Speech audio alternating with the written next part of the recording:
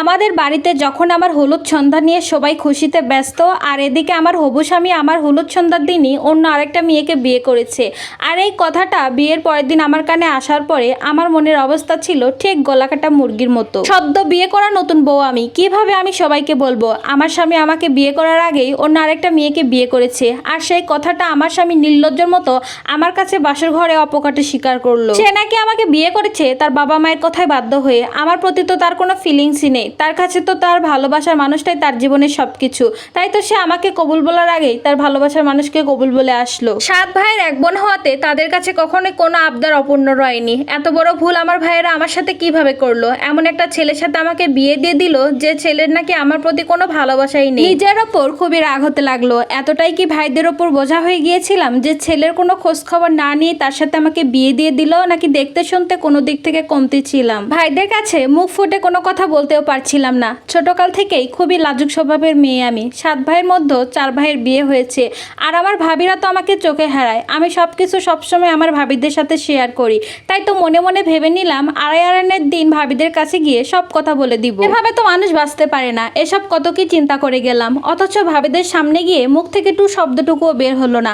তারা তো আমাকে নিয়ে এতটাই উল্লাসে ছিল, তাদের কাছে আমি কিভাবে বলবো যে ছেলের কাছে তোমাদের চোখের মণিটাকে দিলা, সে ছেলে তো আমাকে চোখেই দেখে না। আমার স্বামী তো আমাকে আমাদের বাড়িতে নামিয়ে দিয়ে চলে আসে, আমাদের বাড়িতে পর্যন্ত ঢুকে নাই। নতুন বউ হতে বাড়ির সবাই জিজ্ঞাসা করছিল স্বামী কেমন, শ্বশুর কেমন, শাশুড়ি কেমন। সবাইকে শুধু মাথা নাড়িয়ে উত্তর দিয়েছিলাম ভালোই।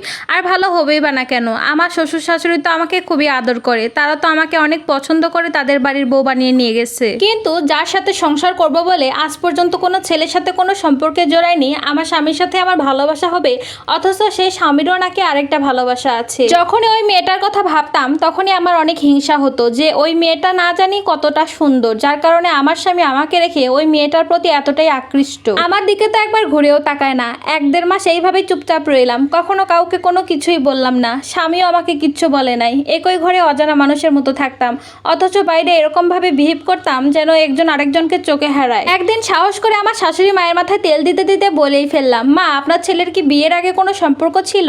মা হঠাৎ চুপচাপ হয়ে গেল। তখন বুঝতে পারলাম হয়তোবা তারাও জানে। শাশুড়ি আমার দিকে ঘুরে বলল, ছিল কিন্তু এখন আর নেই। তোমাকে তো এই জন্যই নিয়ে এসেছি যাতে করে আমার ছেলে অন্য কোনো মেয়ের দিকে না তাকায়। আর যে মেয়েটার সাথে ওর সম্পর্ক ছিল সেই মেয়েটা ওর জন্য একদমই ভালো ছিল না। আমি আমার শাশুড়ি মাথায় তেল দিতে দিতে মনে মনে ভাবলাম, মা ওর সাথে এখন আপনার ছেলের সম্পর্ক আছে এবং সে আগে থেকে আপনার ছেলের বউ হয়ে গেছে। আর আপনার ছেলে তো সেই মেয়েটাকে আলাদা ভাড়া বাড়িতে রাখে। কিন্তু এই সব কথাগুলো আমি মনে মনেই বললাম, কারণ আমার শাশুড়ি মা ছিল হার্টের রোগী। তাকে যদি হঠাৎ করে এই ধরনের কথা বলতাম আমার শাশুড়ি হয়তোবা অনেক অসুস্থ হয়ে যেত, যার জন্য আমার স্বামী আমাকে বাধ্য হয়ে বিয়ে করেছিল তার অসুস্থতার কারণে। আমাকে যখন আমার বড় ভাই প্রথম তার ছবি দেখায়, প্রথম দেখে আমি হ্যাঁ বলে দিয়েছিলাম, কারণ সে দেখতে মাশাআল্লাহ অনেক সুন্দর। অথচ আমার দেখে একবারের জন্য মনে হয়নি যে এই ছেলে গার্লফ্রেন্ড থাকতে পারে না। আমি কেন জানি নিজের মতো সবাইকে বোকা ভাবতাম। এভাবে আমাদের বিয়ের 3 মাস কেটে গেল। যখন আমাদের বিয়ের 3 মাস বয়স চলে তখন হঠাৎ করে ড্রয়িং রুম থেকে অনেক চিল্লাচিল্লি শব্দ পাওয়া যায়। তখন আমি আমার রুমে শুয়েছিলাম, হঠাৎ করে ড্রয়িং রুমে গিয়ে দেখি